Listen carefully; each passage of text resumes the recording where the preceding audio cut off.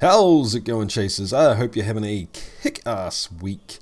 This is a excerpt from the Chase the Craft podcast where I had the pleasure of talking to Roy from Aqvavitae. It's a little bit different than our normal subject matter, but I really wanted to take this little clip out and send it out for those people that were either just starting or thinking about starting a craft distillery or a small distillery, because I think there's some really good information for you here. I am starting to get more people, that have been in the community for some time that have now transitioned to being professionals. And also professionals that are in the community that are starting to find the content that I'm creating and people asking questions or asking what they can do or how they can work with us.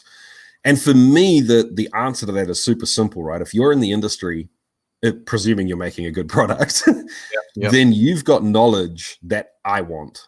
You've got knowledge, understanding, experience that I want to know about. And generally that relates to what the viewers want to know as well. If I want to geek out on something, the people that watch the channel want to geek out on it too. So the easiest way to quote unquote market your product is, for me anyway, from my point of view, is to get in touch with me and organize something like this. So instead of talking about community, we can talk about whatever it is that you geek out about. If you love yeast and that's where you get your house flavor from, cool, let's talk about yeast. And I think I really need to, this is a great time to flag this, and this is something that I'm passionate about. Home distillers are not there to rob you of your business. They're going to, are you still there, Roy? You've frozen up. Yeah. Oh, you are? Okay, cool. I'm hooked on what you're saying, absolutely. Sorry, guys, we're having technical difficulties here. Damn you, coronavirus. But, you can hear me though, right? I can hear you wonderfully. Silky smooth. Where was I? I was mid-rant. Yes, home distillers are not there to rob you of your business. In fact, if you're making a good product and you're making a craft, quote unquote craft product, they're more likely to buy from you because they want a commercial stick in the sand to compare their product to. They want a commercial lens to look at their hobby still through. They want a commercial example to bring them into a new genre or a new sort of type of spirit. I'd never had a crazy, funky, pot-stilled Jamaican rum before. So when I wanted to make one, the first thing I did is went out and spent way too much money on a bottle of rum before I made a rum, which just makes sense, right? And this has been shown over and over again in the craft beer world that craft brewers, home brewers, buy more craft beer than other people. This is what they do, man. Like the whole idea of, oh, well, we're not going to get our tax dollars or we're not going to be able to sell beer to these people is just, it's ludicrous. So my point being is that you've got a huge opportunity there as a craft distiller to tap into that community by sharing what it is that you do and being authentic, which is what Roy was saying earlier.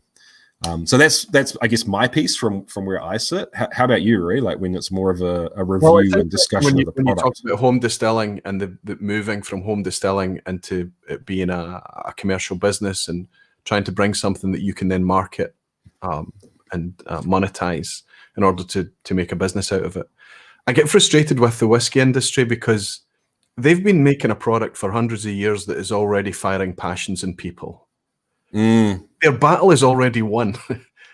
It's like they're holding this thing and they choose to destroy it when it goes wrong, right? It's like they've already got something that's impassioning people. It's not going to be difficult to take it. It's just going to be down to being obtuse or difficult or not open-minded enough or having a really... But in your scenario, what needs to happen is that there needs to be... The modern way of doing things is not setting yourself up as an isolated business and kind of just trying to have these kind of bi-directional point-to-point sales with people. That's not going to work. It's a much bigger thing. You have to have a much bigger value, and the way that you expand and make your value more is by collaboration. Now, collaboration, interesting. if I was to describe that to you, would sound a lot like competition in the traditional sense, but it isn't. Because when you collaborate, everybody working together raises the value offering for the community. The product, and you cross-pollinate followers too, right? You bring people from both Absolutely. tribes or camps to the same thing. And if you try to hide in your bubble, say, no, people, I only want people to buy my thing, my thing, my thing, my thing, carry on, the community will isolate you. Because the value offering of these guys over here that are doubling their offer by collaborating and being much more open, because they are authentic, they've got nothing to hide, they can be honest. And through that model of collaboration, setting up like a whiskey festival is a perfect example. If you go to a whiskey festival, you've got competitors lined up next to each other, table to table, and they quickly realize that they are the same people. They are friends. They're doing it the same way. Their audience is the same. And in that whiskey festival, they endear themselves much more because they're not trying to differentiate themselves. They're standing up and saying, we're part of a bigger picture here. Here's our product. It's optional. Do you want to hear about it?